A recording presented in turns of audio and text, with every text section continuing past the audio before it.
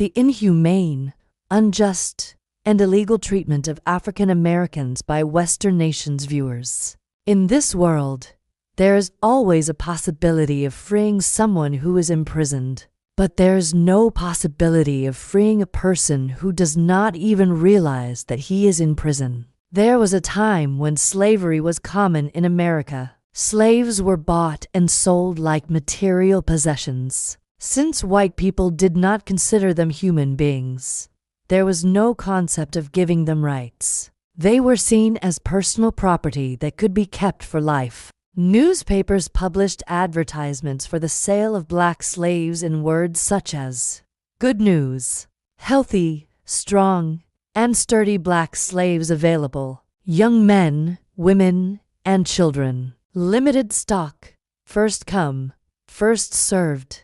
Slaves were treated exactly like animals. Their wives were separated and made concubines. Their children were sold to others as if they were lifeless objects, as if living with their parents had no meaning. Even a slight mistake or disobedience at work led to brutal punishments. Laws were created to give these punishments a legal cover. Slave markets were set up, and entire families were torn apart.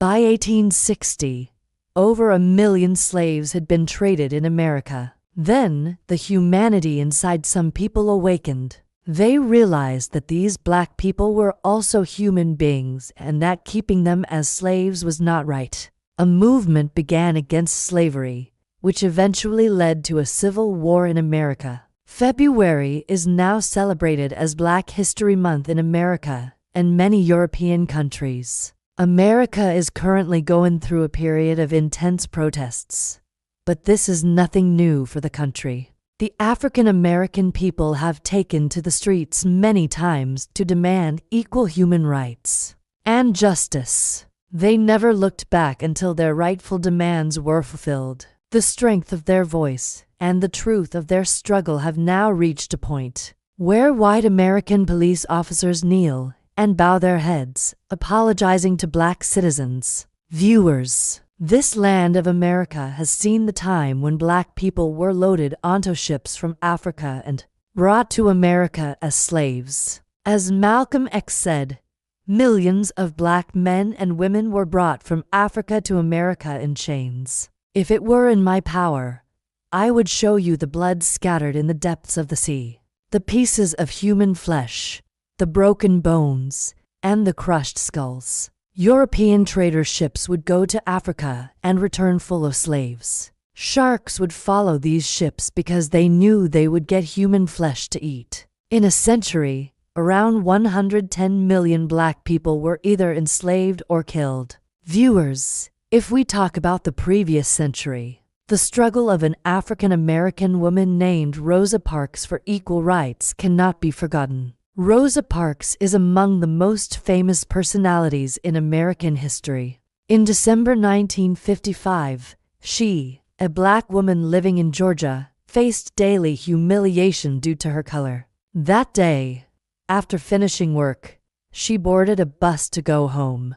The bus had two sections, one for white passengers and one for black passengers, separated by a line. Rosa quietly sat in her section. According to the law of that time, if the bus became crowded, black passengers had to vacate their seats for white passengers. When more white passengers boarded, the conductor ordered 3 black people to give up their seats, and white passengers sat in their place. Then it was Rosa's turn. The conductor looked at her and ordered her to stand, but she refused. The conductor warned her that refusal was a crime punishable by arrest. Rosa replied, "I am ready to go to jail, but I refuse to bow before injustice."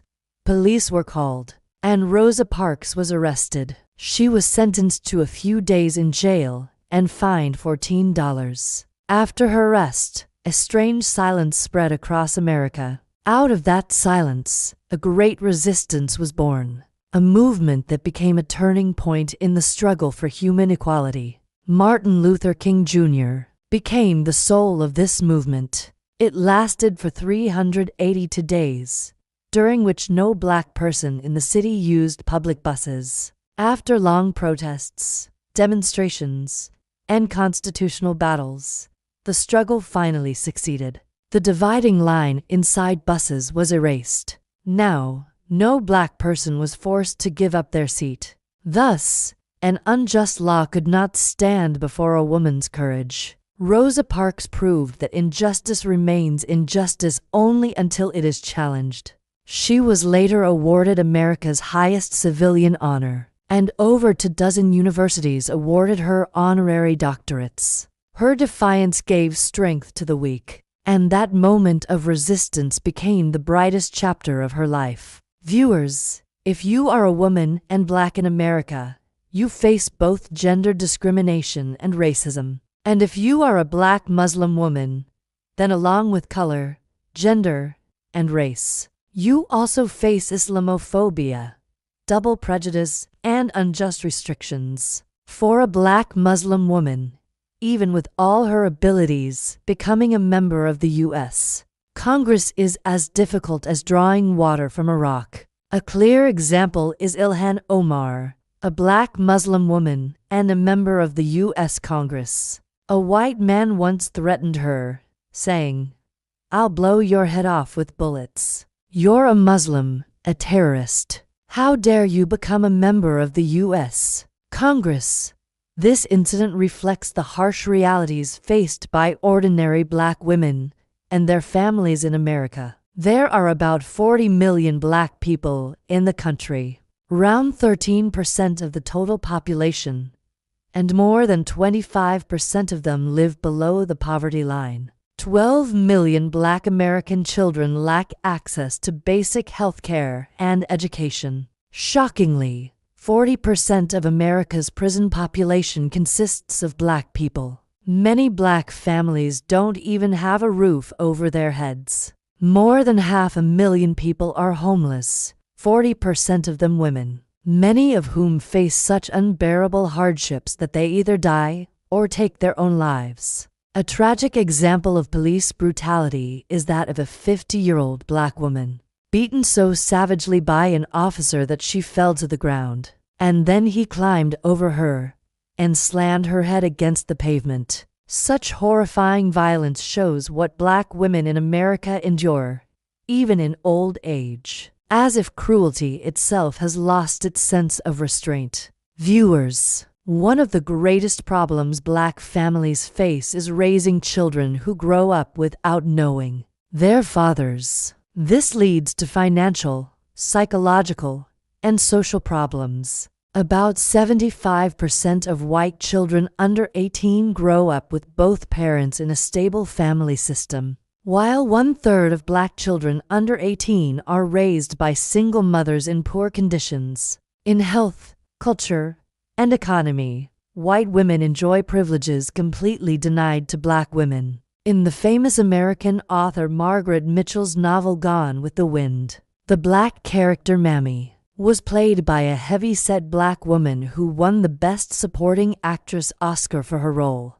Yet, white actors refused to sit beside her, and a separate table was arranged for her. A clear reflection of racial discrimination in Western society. Viewers, one of the most painful examples is from the so-called father of modern gynecology, Dr. James Marion Sims, who performed surgical experiments on helpless black women without anesthesia or pain relief. He believed that black women are not of the human race. They cannot feel pain. These facts prove that black women's rights cannot be restored merely through laws or treaties. As long as racism and a culture that denies human dignity continue to exist, slogans of women's freedom and equality will remain a mirage. Viewers, in the last week of May 2020, a heartbreaking incident in Minneapolis shook the entire nation. A black man named George Floyd was arrested on suspicion of using a fake $20 bill. One of the police officers pinned him to the ground and pressed his knee against Floyd's neck. George Floyd pleaded, "I can't breathe." Yet the officer continued pressing for more than 8 minutes, until Floyd died. The entire scene was captured by nearby cameras, and a young man made it viral online. Within hours, thousands of people poured into the streets. Riots broke out, shopping malls were looted, dozens of cars set on fire, and statues of leaders were torn down. The protests reached Washington, D.C. The country, already suffering from the devastation of COVID-19, plunged into deeper chaos. At one point, President Donald Trump, known for his harsh temperament, even considered deploying the military. This was neither the first nor the last incident of racial violence in America.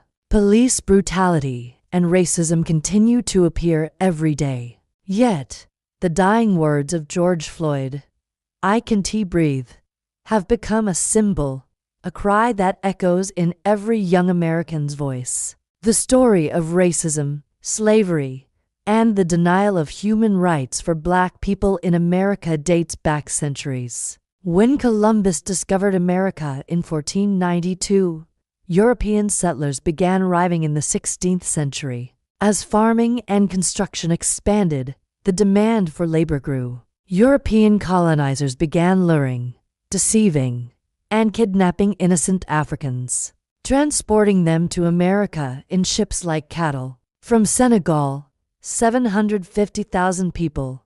From Sierra Leone, 4 million. From Benin, 200,000. From Central Africa, 730,000. And from Southern Africa, over 500,000 men, women, and children were kidnapped and brought to America. Many died on the way, thrown into the sea. Those who survived were sold to landlords and slave traders. Africans were also trafficked to India, China, and royal courts elsewhere. In America's southern states, where wheat, cotton, tobacco, and other crops were grown, African slaves were used as laborers, partly because the hot climate suited them better. The northern states, being colder, were populated by European immigrants, British, French, Spanish, Portuguese, and others, who had migrated since the 16th century. Even among white settlers, racial and linguistic divisions existed, leading to conflicts like the North-South Wars. Viewers, in conclusion,